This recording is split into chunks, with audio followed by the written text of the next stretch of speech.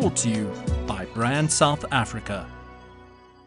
Over the last decade, Africa was home to 6 of the world's 10 fastest growing economies, and the outlook for the region remains bright at a time when the rest of the world is facing major political and economic challenges. The 2012 World Economic Forum on Africa is currently underway in Addis Ababa in Ethiopia. Bronwyn Nielsen caught up with Kanayo Nwanze, the president of IFAD, and asked him for an overview of the overall agricultural investment trends.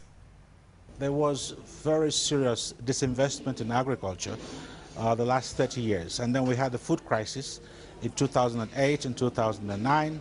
And subsequently, both governments of African countries and the international development community realized that this was a red signal.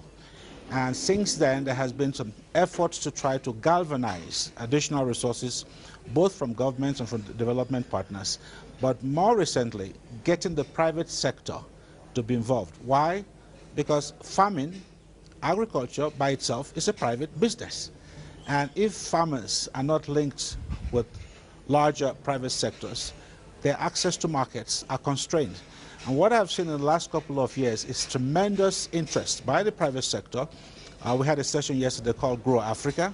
We have meetings today again looking at Green Africa. And the recognition that Africa, even though it has challenges with respect to food security, when you take those challenges and turn them around, you have tremendous opportunities. Let me interject there. What are you doing around subsistence farmers? Because we've got 500 million developing farmers worldwide. That's correct, yes, yes.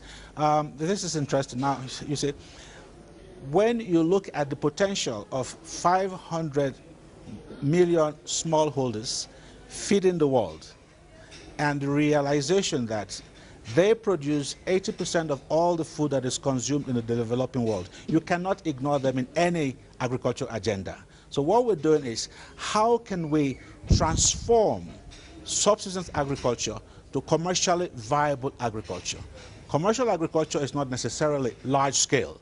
It means, how can small farmers become commercial? Is that the reality, though? Is it happening on the ground? It is happening on the ground. On Sunday, I was in Uganda, and I visited Kalangala Island, where I saw smallholders as outgrowers producing oil palm, feeding a parent company.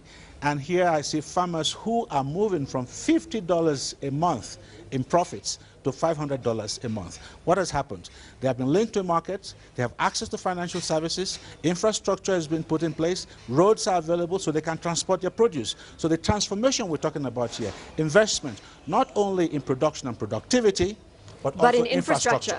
So that's a big theme. Are you deploying funds specifically into infrastructure for farmers? Yes, we are. In the programs that we support in Africa and elsewhere, our major focus are: how do you increase production and productivity?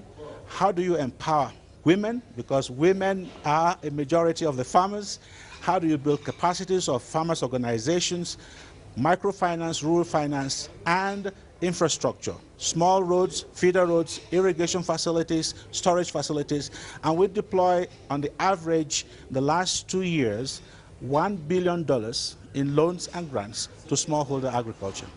And so that's effectively what you're doing here, is providing microfinancing to those developing farmers. Is Africa your key focal area? What about other emerging markets? Well, in fact, Africa happens to be just one of 5 regions where we invest. And within Africa, we have 3 regions: Asia, Latin America, and the Caribbean. And Africa, about 50% of our resources are devoted to Africa, 23% or so to Asia, another 13% to Latin America, then North Africa and the Near East, about 11%. So Africa actually gets the majority of our resources.